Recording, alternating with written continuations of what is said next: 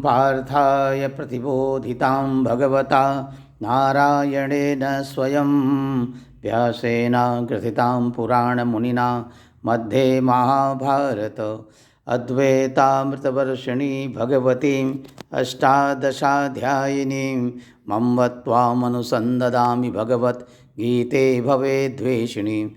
ओम नमोऽस्तु ते व्यासविशालबुद्धे पुल्लारविन्दायतपत्रनेत्रे येन त्वया भारततैलपूर्णः प्रज्वालितो ज्ञानमयः प्रदीपः प्रपन्ना पारिजाताय स्तोत्रयेत्रैकपाणये ज्ञानमुद्राय कृष्णाय गीतामृतदुहे नमः। वसुदेवसुतं देवं कंसचारूढमर्दनं देवकी परमानन्दं कृष्णं वन्दे जगद्गुरुं। भीष्मद्रोणतटा जयद्रथजला गान्धारनीलोत्पला शल्यग्राहवती कृपेण वहनी कर्णेन वेलाकुला अश्वत्थामविकर्णघोरमकरा दुर्योधनावर्तनी सोतीर्णा खलु पाण्डवैरणनदी कैवर्तकः केशवः पाराशर्यवचः सरोजममलं गीतार्थगन्धोत्कटं नानाख्यानककेशरं हरिकथा सम्बोधनाबोधितं लोके सज्जनषट्पदैरहरः पेपीयमानं मुदा भूयाद्भारतपङ्कज कलिमल प्रध्वंसना श्रेयसे। मूकं करोति वाचालं पङ्गुं लङ्घयते गिरिं यत्कृपा त्वमहं वन्दे परमानन्दमाधवम्। ॐ शान्ताकारं भुजगशयनं पद्मनाभं सुरेशं विश्वाधारं गगनसदृशं मेघवर्णं शुभांगं लक्ष्मीकान्तं कमलनयनं योगिभिर्ध्यानगम्यं वन्दे विष्णुं भवभयहरं सर्वलोकैकनाथम्। इस प्रकार श्रीमद् भगवत गीता के द्वितीय अध्याय का पाठ आरंभ होने जा रहा है। आप सभी दर्शकों से हमारा निवेदन है कि श्रद्धा, भक्ति और तन्मयता के साथ सच्चिदानंद घनश्याम स्वरूप परमात्मा का चिंतन करते हुए इस श्रीमद् भगवत गीता के द्वितीय अध्याय के पाठ का श्रवण अवश्य करें। श्रीमद् भगवत गीता के इस द्वितीय अध्याय का शुरू से लेकर अंत तक इस मूल पाठ का श्रवण करते हुए और इसके सारांश का भी आप श्रवण करें। इससे आपकी सभी प्रकार की मनोकामनाएं पूर्ण होंगी और मनचाहा फल की प्राप्ति होगी। इसी के साथ आपके घर, कुटुंब और परिवार में हर तरह से शांति और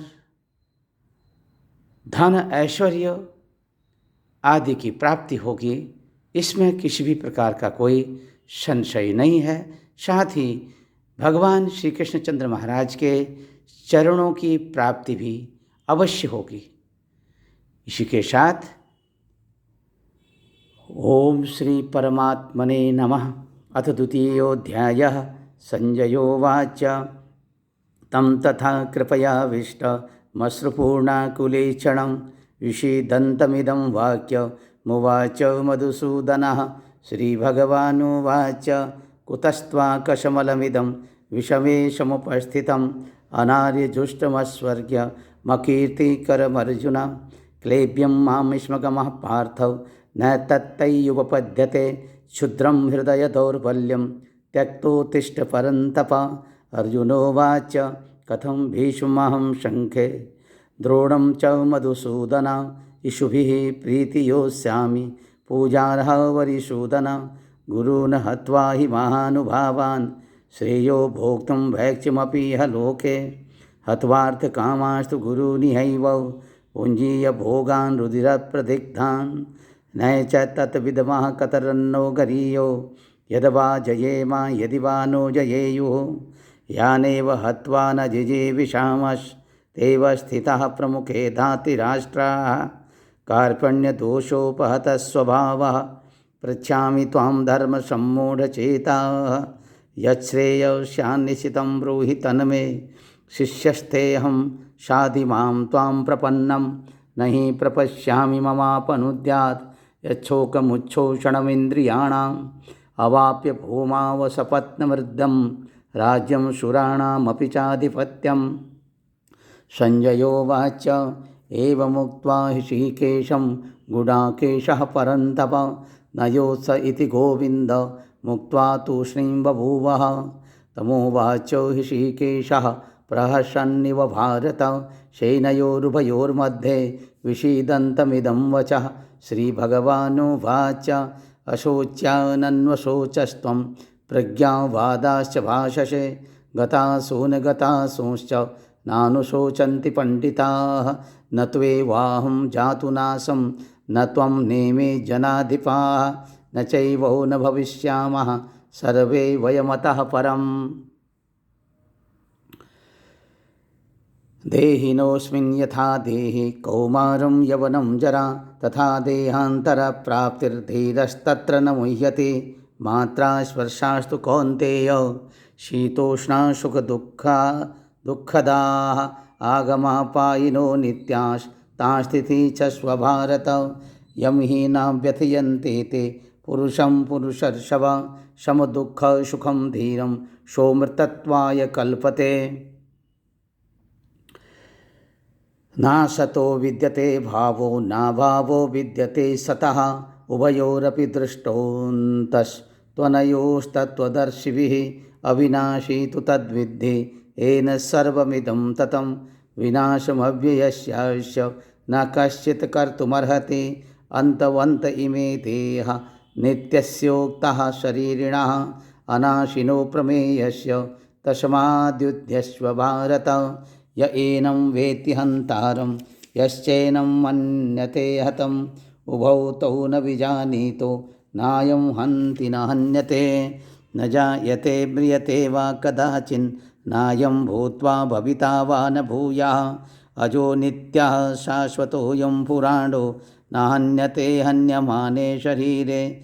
वेदा विनाशिनं नित्यं य एनामजमव्ययं कथं सः पुरुषः पार्थ कमघातयति हन्तिकं।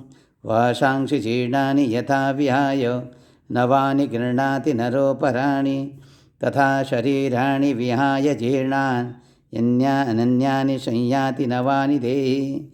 नैनं छिन्दन्ति शस्त्राणि नैनं दहति पावकः न चैनं क्लेदयन्त्यापो न शोषयति मारुतः। अच्छेद्यो यमदाह्यो यमक्लेद्यो शोष्य एव च नित्यः सर्वगतः स्थाणु रचलोऽयं सनातनः।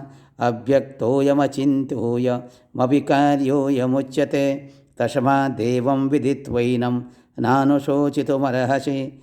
अथ चैनं नित्यजातं नित्यं वा मन्यसे मृतं तथापि त्वं महाबाहो नैवं शोचितुमर्हसि।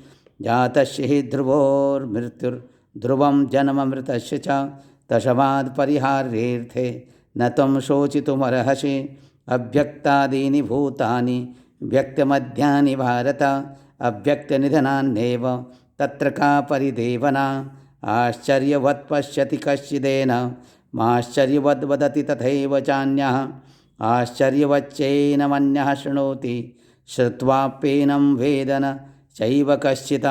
देहि नित्यमवद्योऽयं देहि सर्वस्य भारत तस्मात् सर्वाणि भूतानि न त्वं शोचितुमर्हसि।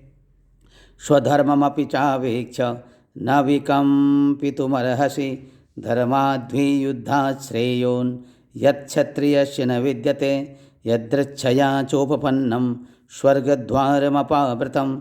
सुखिनः क्षत्रियाः पार्थ लभन्ते युद्धमीदृशम्। अथ चेत्त्वमिमं धर्म्यं संग्रामं न करिष्यसि ततः स्वधर्मं कीर्तिं च हित्वा पापमवाप्स्यसि। अकीर्तिं चापि भूतानि कथयिष्यन्ति ते व्ययां संभावितस्य चाकीर्तिर्मरणादतिरिच्यते। भयाद्रणादुपरतं मुष्यन्ते त्वां महारथाः येषां च त्वं बहुमतो भूत्वा यास्यसि लाघवम्। अवाच्यवादाश्च बहून् वदिष्यन्ति तवाहिताः निन्दन्तस्तव सामर्थ्यं ततो दुःखतरं नु किं। हतो वा प्राप्स्यसि स्वर्गं जित्वा वा भोक्ष्यसे महीं। तस्मादुत्तिष्ठ कौन्तेय युद्धाय कृतनिश्चयः। सुखदुःखे शमे कृत्वा लाभालाभौ जयाजयो। ततो युद्धाय युज्यस्व नैवं पापमवाप्स्यसि। एषा ते विहिता सांख्ये बुद्धिर्योगे तिमां शृणु। बुद्धया युक्तो यया पार्थो कर्मबन्धं प्रहास्यसि। नेहा विक्रमनाशोऽस्ति प्रत्यवायो न विद्यते। स्वल्पमप्यस्य धर्मस्य त्रायते महतो भयात्। व्यवसायात्मिका बुद्धिरेकेह कुरु नन्दन। बहुशाखा ह्यनन्ताश्च बुद्धयो व्यवसायिनां। यामिमां पुष्पितां वाचं प्रवदन्त्यविपश्चितः। वेदवादरतः पार्थ नान्यदस्तीति वादिनः। कामात्मानः स्वर्गपरा जन्मकर्मफलप्रदां क्रियाविशेषबहुलां भोगैश्वर्यगतिं प्रति। भोगैश्वर्यप्रसक्तानां तया प्रहतचेतसां व्यवसायात्मिका बुद्धिः समाधौ न विधीयते। त्रैगुण्यविषया वेदा निस्त्रैगुण्यो भवार्जुन। निर्द्वन्द्वो नित्यसत्त्वस्थो निर्योगक्षेमयात्मान्। यावानर्थोदपाने सर्वतः सम्प्लुतोदके तावान् सर्वेषु वेदेषु ब्राह्मणस्य विजानतः। कर्मण्येवाधिकारस्ते मा फलेषु कदाचन। मा कर्मफलहेतुर्भूर्मा ते सङ्गोऽस्तु कर्मणि। योगस्थः कुरु कर्माणि सङ्गं त्यक्त्वा धनञ्जय। सिद्धसिद्धयो समो भूत्वा समत्वं योग उच्यते। दूरेण ह्यवरं कर्म बुद्धियोगात् धनञ्जय। बुद्धौ शरणमन्विच्छ कृपणाः फलहेतवः। बुद्धियुक्तो जहातीह उभयेषु कृतदुष्कृते। तस्माद्योगाय युज्यस्य योगः कर्मसु कौशलं। कर्मजं बुद्धियुक्ता हि फलं त्यक्त्वा मनीषिणः। जन्मबन्धविनिर्मुक्तः पदं गच्छन्त्यनामयम्। यदा ते मोहकलिलं बुद्धिर्व्यतितरिष्यति तदा गन्तासि निर्वेदं। श्रोतव्यस्य श्रुतस्य च श्रुतिविप्रतिपन्ना ते। यदा स्थास्यति निश्चला समाधावचला बुद्धिस्तदा योगमवाप्स्यसि। अर्जुनोवाच स्थितप्रज्ञस्य का भाषा समाधिस्थस्य केशव। स्थदिः किं प्रभाषेत किमासीत् प्रजेत किम्। श्रीभगवानुवाच प्रजहाति यदा कामान् सर्वान् पार्थमनोगतान्। आत्मन्येवात्मना तुष्टः स्थितप्रज्ञस्तदोच्यते। दुःखेष्वनुद्विग्नमनाः सुखेषु विगतस्पृशः। वीतरागभयक्रोधः स्थधिर्मुनिरुच्यते। यः सर्वत्रानभिस्नेहस्तत्तत्प्राप्य शुभाशुभं। नाभिनन्दन्ति न द्वेष्टि तस्य प्रज्ञा प्रतिष्ठिता। यदा संहृते चायं कूर्मोऽङ्गानीव सर्वशः। इन्द्रियाणि इन्द्रियार्थेभ्यस्तस्य प्रज्ञा प्रतिष्ठिता। विषया विनिवर्तन्ते निराहारस्य देहिनः। रसवर्जं रसोऽप्यस्य परं दृष्ट्वा निवर्तते। यततो ह्यापि कौन्तेय पुरुषस्य विपश्चितः। इन्द्रियाणि प्रमाथीनि हरन्ति प्रसभं मनः। तानि सर्वाणि संयम्य युक्तया मत्परः। वशे हि यस्येन्द्रियाणि तस्य प्रज्ञा प्रतिष्ठिता। ध्यायतो विषयान् पुंसः सङ्गस्तेषुपजायते। सङ्गात् सञ्जायते कामः कामात् क्रोधो विजायते। क्रोधात् भवति सम्मोहः सम्मोहात् स्मृतिविभ्रमः। स्मृतिभ्रंशात् बुद्धिनाशो बुद्धिनाशात् प्रणश्यति। रागद्वेषवियुक्तेस्तु विषयानिन्द्रियैश्चरन्। आत्मवश्यैर्विधेयात्मा प्रसादमधिगच्छति। प्रसादे सर्वदुःखानां हानिरस्योपजायते। प्रसन्नचेतसो ह्याशु बुद्धिः पर्यवतिष्ठिते। नास्ति बुद्धिर्युक्तस्य न चायुक्तस्य भावना। न चाभावयतः शान्तिरशान्तस्य कुतः सुखम्। इन्द्रियाणां हि चरतां यन्मनोनुविधीयते। तदस्य हरति प्रज्ञां वायुर्नावमिवाम्भसि। तस्माद्यस्य महाबाहो निगृहीतानि सर्वशः इंद्रियाणि इंद्रियार्थेभ्यस्तस्य प्रज्ञा प्रतिष्ठिता या निशा सर्वभूतानां तस्यां जागृति संयमी यस्यां जागृति भूतानि सा निशा पश्यतो मुनेः आपूर्यमाणामचलप्रतिष्ठं समुद्रमापः प्रविशन्ति यद्वत् तद्वत् कामायं प्रविशन्ति सर्वे शशान्तिमाप्नोति न कामकामी विहाय कामान्यः सर्वान् पुमांश्चरति निःस्पृशः निर्ममो निरहङ्कार शशान्तिमधिगच्छति तेषा एषा ब्राह्मी सती पार्थौ नयनां प्रापि विमुह्यति स्थित्स्वास्यामन्तकालेऽपि ब्रह्मनिर्वाणमृच्छति। ओम तत्सत् श्रीमद्भगवद्गीतासु उपनिषत्सु ब्रह्मविद्यायां योगशास्त्रे श्रीकृष्णार्जुनसंवादे सांख्ययोगो नाम द्वितीयोऽध्याय। हरि ओम तत्सत् हरि ओम तत्सत्। ओम गीताशास्त्रमिदं पुण्यं यः पठेत् प्रियतः पुमान् विष्णोः पदमाप्नोति भयशोकादिवर्जितः। गीताध्ययनशीलस्य प्राणायामपरस्य च नैव सन्ति हि पापानि पूर्वजन्मकृतानि च मलनिर्मोचनं पुंसां जलस्नानं दिने दिने सकृतगीताम्बसिस्नानं संसारमलनाशनं। गीतासु गीता कर्तव्या किमन्ये शास्त्रविस्तरेः या स्वयं पदवनावस्य मुखपदमाधुनीश्रिता भारतामृतसर्वस्वं विष्णोः वक्ताधुनीश्रितं। गीता गंगोदकं पीत्वा पुनर्जन्म न विद्यते सर्वापनिषदो गावो दोग्धा गोपालनंदनः पार्थो वत्ससुधीर्भोक्ता दुग्धं गीतामृतं महत्। एकं शास्त्रं देवकी पुत्रगीत एको देवो देवकी पुत्र एव एको मंत्रस्तस्य नामानि यानि कर्माप्येकं तस्य देवस्य सेवा। श्रीकृष्णार्पणमस्तु। हरि ओम श्रीकृष्ण गोविंद हरे मुरारे हे नाथ नारायण वासुदेव। श्रीकृष्ण गोविंद हरे मुरारे हे नाथ नारायण वासुदेव हे नाथ नारायण वासुदेव हे नाथ नारायण वासुदेव। श्रीकृष्णार्पणमस्तु। इस प्रकार दर्शकों श्रीमद् भगवत गीता के इस द्वितीय अध्याय के मूल पाठ का मैंने आप सबको श्रवण कराया है और अब आगे मैं आपको बताने जा रहा हूँ इस श्रीमद् भगवत गीता के द्वितीय अध्याय के मूल पाठ का सारांश। ओम श्री परमात्मने नमः। दूसरा अध्याय। संजय बोले कि पूर्वोक्त प्रकार से करुणा करके व्याप्त और आंसुओं से पूर्ण तथा व्याकुल नेत्रों वाले शोकयुक्त उस अर्जुन के प्रति भगवान मधुसूदन ने यह वचन कहा। हे अर्जुन, तुमको इस विषम स्थल में यह अज्ञान किस हेतु से प्राप्त हुआ? क्योंकि यह न तो श्रेष्ठ पुरुषों से आचरण किया गया है और न स्वर्ग को देने वाला है, न कीर्ति को करने वाला है। इसलिए हे अर्जुन, नपुंसकता को मत प्राप्त हो, यह तेरे योग्य नहीं है। हे परंतप, तुच्छ हृदय की दुर्बलता को त्याग कर युद्ध के लिए खड़ा हो। तब अर्जुन बोले कि हे मधुसूदन, मैं रणभूमि में भीष्म पितामह और द्रोणाचार्य के प्रति किस प्रकार बाणों से युद्ध करूँगा? क्योंकि हे हरिसूदन, वे दोनों ही पूजनीय हैं।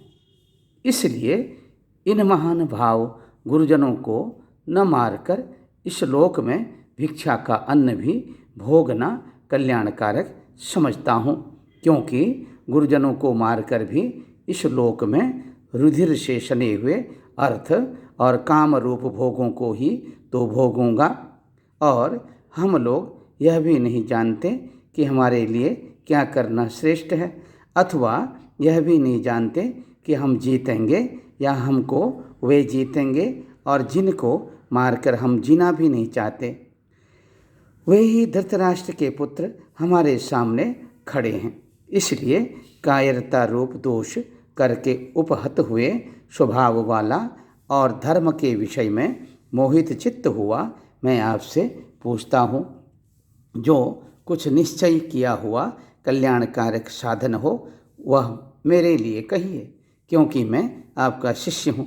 इसलिए आपके शरण हुए मेरे को शिक्षा दीजिए, क्योंकि भूमि में निष्कंटक धन धान्य संपन्न राज्य को और देवताओं के स्वामीपने को प्राप्त होकर भी मैं उस उपाय को नहीं देखता हूँ जो कि मेरी इंद्रियों के सुखाने वाले शोक को दूर कर सके। संजय बोले कि हे राजन, निद्रा को जीतने वाले अर्जुन अंतर्यामी श्री कृष्ण महाराज के प्रति इस प्रकार कहकर फिर श्री गोविंद भगवान से युद्ध नहीं करूँगा ऐसे स्पष्ट कहकर चुप हो गए। उसके उपरांत हे भरतवंशी धृतराष्ट्र, अंतर्यामी श्री कृष्ण महाराज ने दोनों सेनाओं के बीच में उस शोकयुक्त अर्जुन को हंसते हुए से यह वचन कहे, हे अर्जुन, तू न शोक करने योग्यों के लिए शोक करता है और पंडितों के से वचनों को कहता है, परंतु पंडित जन जिनके प्राण चले गए हैं उनके लिए और जिनके प्राण नहीं गए हैं उनके लिए भी शोक नहीं करते हैं, क्योंकि आत्मा नित्य है, इसलिए शोक करना अयुक्त है। वास्तव में न तो ऐसा ही है कि मैं किसी काल में नहीं था अथवा तू नहीं था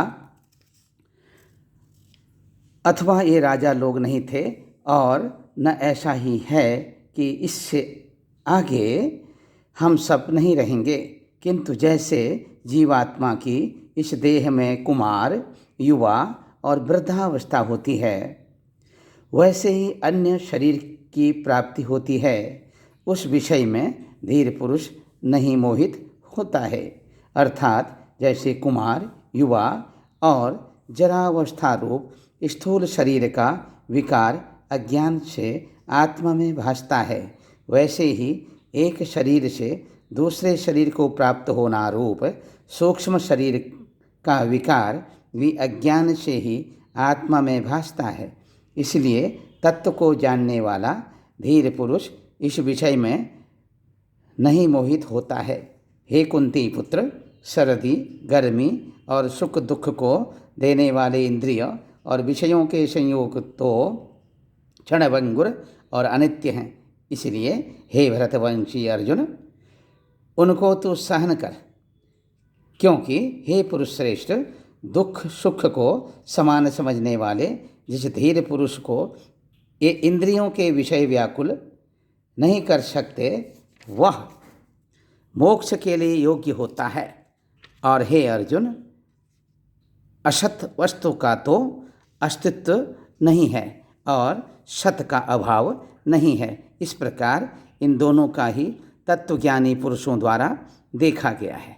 इस न्याय के अनुसार नाश रहित तो उसको जान कि जिससे यह संपूर्ण जगत व्याप्त है, क्योंकि इस अविनाशी का विनाश करने को कोई भी समर्थ नहीं है, और इस नाश रहित अप्रमेय नित्य स्वरूप जीवात्मा के ये सब शरीर नाशवान कहे गए हैं। इसलिए हे भरतवंशी अर्जुन, तू युद्ध कर। जो इस आत्मा को मारने वाला समझता है तथा जो इसको मरा मानता है, वे दोनों ही नहीं जानते हैं, क्योंकि यह आत्मा न मरता है और न मारा जाता है। यह आत्मा किसी काल में भी न जन्मता है और न मरता है, अथवा न यह आत्मा हो करके फिर होने वाला है, क्योंकि यह अजन्मा, नित्य, शाश्वत और पुरातन है। शरीर के नाश होने पर भी यह नाश नहीं होता है। हे प्रथापुत्र अर्जुन, जो पुरुष इस आत्मा को नाश रहित, नित्य, अजन्मा और अव्यय जानता है, वह पुरुष कैसे किसको मरवाता है और कैसे किसको मारता है। और यदि तू कहे कि मैं तो शरीरों के वियोग का शोक करता हूँ, तो यह भी उचित नहीं है, क्योंकि जैसे मनुष्य पुराने वस्त्रों को त्याग कर दूसरे नए वस्त्रों को ग्रहण करता है, वैसे ही जीवात्मा पुराने शरीरों को त्याग कर दूसरे नए शरीरों को प्राप्त होता है। हे अर्जुन, इस आत्मा को शस्त्रादि नहीं काट सकते हैं और इसको आग नहीं जला सकती और इसको जल गीला नहीं कर सकते हैं और वायु नहीं सुखा सकता है, क्योंकि यह आत्मा अच्छेद्य है। यह आत्मा अदाह्य, अक्लेद्य और अशोष्य है तथा यह आत्मा निस्संदेह, नित्य, सर्वव्यापक, अचल, स्थिर रहने वाला और सनातन है। यह आत्मा अव्यक्त अर्थात इंद्रियों का अविषय और यह आत्मा अचिंत्य अर्थात मन का अविषय और यह आत्मा विकार रहित अर्थात न बदलने वाला कहा गया है। इससे हे अर्जुन, इस आत्मा को ऐसा जानकर तू शोक करने योग्य नहीं है, अर्थात तुझे शोक करना उचित नहीं है। यदि तू इसको सदा जन्मने और सदा मरने वाला माने तो भी हे अर्जुन, इस प्रकार शोक करने को योग्य नहीं है, क्योंकि ऐसा होने से तो जन्मने वाले की निश्चित मृत्यु और मरने वाले का निश्चित जन्म होना सिद्ध हुआ। इससे भी तू इस बिना उपाय वाले विषय में शोक करने को योग्य नहीं है। यह भीष्मादिकों के शरीर मायामय होने से अनित्य हैं, इससे शरीरों के लिए भी शोक करना उचित नहीं, क्योंकि हे अर्जुन, संपूर्ण प्राणी जन्म से पहले बिना शरीर वाले और मरने के बाद भी बिना शरीर वाले ही हैं, केवल बीच में ही शरीर वाले प्रतीत होते हैं। फिर उस विषय में क्या चिंता है? हे अर्जुन, यह आत्म तत्व बड़ा गहन है, इसलिए कोई महापुरुष ही इस आत्मा को आश्चर्य ही ज्यों देखता है और वैसे ही दूसरा कोई महापुरुष ही आश्चर्य की ज्यों इसके तत्व को कहता है और दूसरा कोई ही इस आत्मा को आश्चर्य की ज्यों सुनता है और कोई कोई सुनकर भी इस आत्मा को नहीं जानता। हे अर्जुन, यह आत्मा सबके शरीर में सदा ही अवस्थित है, इसलिए संपूर्ण भूत प्राणियों के लिए तो शोक करने को योग्य नहीं है और अपने धर्म को देखकर भी तो भय करने को योग्य नहीं है, क्योंकि धर्मयुक्त युद्ध से बढ़कर दूसरा कोई कल्याणकारक कर्तव्य क्षत्रिय के लिए नहीं है। हे पार्थ, अपने आप प्राप्त हुए और खुले हुए स्वर्ग के द्वार रूप इस प्रकार के युद्ध को भाग्यवान क्षत्रिय लोग ही पाते हैं और यदि तू इस धर्मयुक्त संग्राम को नहीं करेगा तो स्वधर्म को और कीर्ति को खोकर पाप को प्राप्त होगा और सब लोग तेरी बहुत काल तक रहने वाली अपकीर्ति को भी कथन करेंगे और वह अपकीर्ति माननीय पुरुष के लिए मरण से भी अधिक बुरी होती है और जिनके तू बहुत माननीय होकर भी अब तुच्छता को प्राप्त होगा, वे महारथी लोग तुझे भय के कारण युद्ध से उपराम हुआ मानेंगे और तेरी वैरी लोग और तेरे सामर्थ्य की निंदा करते हुए बहुत से न कहने योग्य वचनों को कहेंगे। फिर उससे अधिक दुख क्या होगा?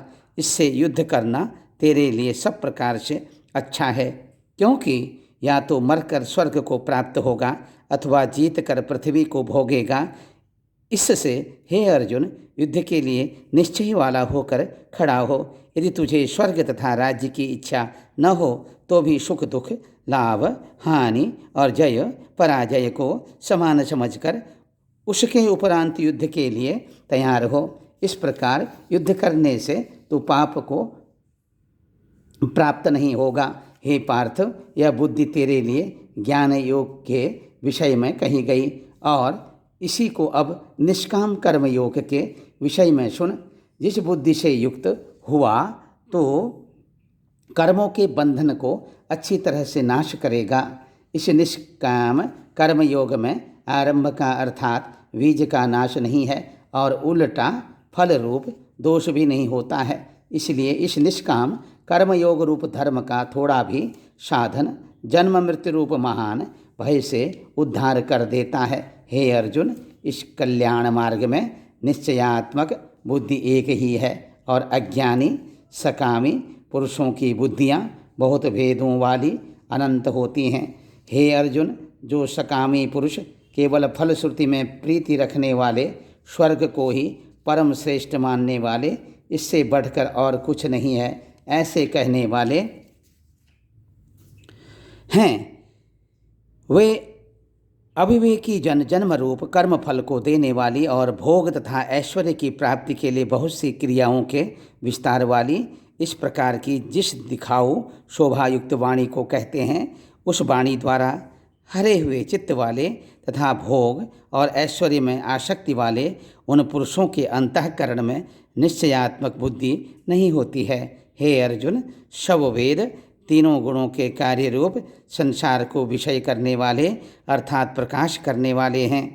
इसलिए तो अंशसारी अर्थात निष्कामी और सुख दुखादि द्वंद्वों से रहित नित्य वस्तु में स्थित तथा योगक्षेम को न चाहने वाला और आत्मपरायण हो, क्योंकि मनुष्य का सब ओर से परिपूर्ण जलाशय के प्राप्त होने पर छोटे जलाशय में जितना प्रयोजन रहता है, अच्छी प्रकार ब्रह्म को जानने वाले ब्राह्मण का भी सब वेदों में उतना ही प्रयोजन रहता है।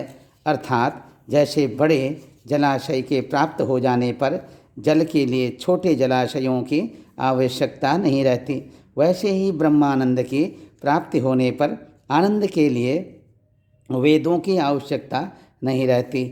इससे तेरा कर्म करने मात्र में ही अधिकार होवे, फल में कभी नहीं। और तू कर्मों के फल की वासना वाला भी मत हो तथा तेरी कर्म न करने में भी प्रीति न होवे। हे धनंजय, आसक्ति को त्याग कर तथा सिद्धि और असिद्धि में समान बुद्धि वाला होकर योग में स्थित हुआ कर्मों को कर। यह समत्व भाव ही योग नाम से कहा गया है। इस समत्व रूप बुद्धि योग से सकाम कर्म अत्यंत तुच्छ है। इसलिए हे धनंजय, समत्व बुद्धि योग का आश्रय ग्रहण कर, क्योंकि फल की वासना वाले अत्यंत दीन हैं। समत्व बुद्धि युक्त पुरुष पुण्य पाप दोनों को इस लोक में ही त्याग देता है, अर्थात उनसे लिपायमान नहीं होता। इससे समत्व बुद्धि योग के लिए ही चेष्टा कर। यह समत्व बुद्धि रूप योग ही कर्मों में चतुरता है, अर्थात कर्म बंधन से छूटने का उपाय है। क्योंकि बुद्धि योग युक्त ज्ञानी जन कर्मों से उत्पन्न होने वाले फल को त्याग कर जन्म रूप बंधन से छूटे हुए निर्दोष अर्थात अमृतमय परम पद को प्राप्त होते हैं। हे अर्जुन, जिस काल में तेरी बुद्धि मोह रूप दलदल को बिल्कुल तर जाएगी, तब तू सुनने योग्य और सुने हुए के वैराग्य को प्राप्त होगा। जब तेरी अनेक प्रकार के सिद्धांतों को सुनने से विचलित हुई बुद्धि परमात्मा के स्वरूप में अचल और स्थिर ठहर जाएगी, तब तू समत्व रूप योग को प्राप्त होगा। इस प्रकार भगवान के वचनों को सुनकर अर्जुन ने पूछा, हे केशव, समाधि में स्थित स्थिर बुद्धि वाले पुरुष का क्या लक्षण है? और स्थिर बुद्धि पुरुष कैसे बोलता है, कैसे बैठता है, कैसे चलता है? उसके उपरांत श्री कृष्ण महाराज बोले कि हे अर्जुन, जिस काल में यह पुरुष मन में स्थित संपूर्ण कामनाओं को त्याग देता है, उस काल में आत्मा में संतुष्ट हुआ स्थिर बुद्धि वाला कहा जाता है तथा दुखों की प्राप्ति में उद्वेग रहित है मन जिसका, और सुखों की प्राप्ति में दूर हो गई है स्पृहा जिसकी, तथा नष्ट हो गए हैं राग भय और क्रोध जिसके, ऐसा मुनि स्थिर बुद्धि कहा जाता है। जो पुरुष सर्वत्र स्नेह रहित हुआ उन शुभ तथा अशुभ वस्तुओं को प्राप्त होकर न प्रसन्न होता है और न द्वेष करता है, उसकी बुद्धि स्थिर है। और कछुआ अपने अंगों को जैसे समेट लेता है, वैसे ही यह पुरुष जब सब ओर से अपनी इंद्रियों को इंद्रियों के विषयों से समेट लेता है, तब उसकी बुद्धि स्थिर होती है। यद्यपि इंद्रियों के द्वारा विषयों को न ग्रहण करने वाले पुरुष के भी केवल विषय तो निवृत्त हो जाते हैं, परंतु राग नहीं निवृत्त होता, और इस पुरुष का तो राग भी परमात्मा को साक्षात करके निवृत्त हो जाता है। और हे अर्जुन, जिससे कि यत्न करते हुए बुद्धिमान पुरुष के भी मन को यह प्रमथन स्वभाव वाली इंद्रियां बलात् हर लेती हैं। इसलिए मनुष्य को चाहिए कि उन संपूर्ण इंद्रियों को वश में करके समाहित चित्त हुआ मेरे परायण स्थित होवे, क्योंकि जिस पुरुष के इंद्रियां वश में होती हैं उसकी ही बुद्धि स्थिर होती है। हे अर्जुन, मन सहित इंद्रियों को वश में करके मेरे परायण न होने से मन के द्वारा विषयों का चिंतन होता है और विषयों को चिंतन करने वाले पुरुष की उन विषयों में आसक्ति हो जाती है और आसक्ति से उन विषयों की कामना उत्पन्न होती है और कामना में विघ्न पड़ने से क्रोध उत्पन्न होता है। क्रोध से अविवेक अर्थात मूढ़ भाव उत्पन्न होता है और अविवेक से स्मरण शक्ति भ्रमित हो जाती है और स्मृति के भ्रमित हो जाने से बुद्धि अर्थात ज्ञान शक्ति का नाश हो जाता है और बुद्धि के नाश होने से यह पुरुष अपने श्रेय साधन से गिर जाता है। परंतु स्वाधीन अंतःकरण वाला पुरुष राग द्वेष से रहित अपने वश में की हुई इंद्रियों द्वारा विषयों को भोगता हुआ अंतःकरण की प्रसन्नता अर्थात स्वच्छता को प्राप्त होता है। उस निर्मलता के होने पर इसके संपूर्ण दुखों का अभाव हो जाता है और उस प्रसन्न चित्त वाले पुरुष की बुद्धि शीघ्र ही अच्छी प्रकार स्थिर हो जाती है। हे अर्जुन, साधन रहित पुरुष के अंतःकरण में श्रेष्ठ बुद्धि नहीं होती है और उस अयुक्त के अंतःकरण में आस्तिक भाव भी नहीं होता है और बिना आस्तिक भाव वाले पुरुष को शांति भी नहीं होती। फिर शांति रहित पुरुष को सुख कैसे हो सकता है?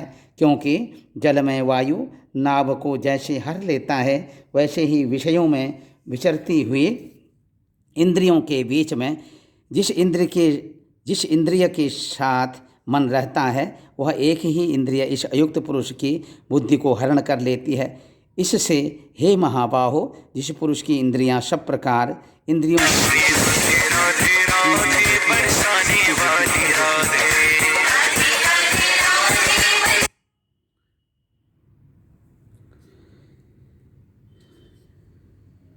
और हे अर्जुन, संपूर्ण भूत प्राणियों के लिए जो रात्रि है उस नित्य शुद्ध बोध स्वरूप परमानंद में भगवत को प्राप्त हुआ योगी पुरुष जागता है और जिस नाशवान क्षणभंगुर सांसारिक सुख में सब भूत प्राणी जागते हैं, तत्व को जानने वाले मुनि के लिए वह रात्रि है। जैसे सब ओर से परिपूर्ण अचल प्रतिष्ठा वाले समुद्र के प्रति नाना नदियों के जल उसको चलायमान न करते हुए ही समा जाते हैं, वैसे ही जिस स्थिर बुद्धि पुरुष के प्रति संपूर्ण भोग किसी प्रकार का विकार उत्पन्न किए बिना ही समा जाते हैं, वह पुरुष परम शांति को प्राप्त होता है, न कि भोगों को चाहने वाला। क्योंकि जो पुरुष संपूर्ण कामनाओं को त्याग कर ममता रहित और अहंकार रहित स्पर्श रहित हुआ बरतता है,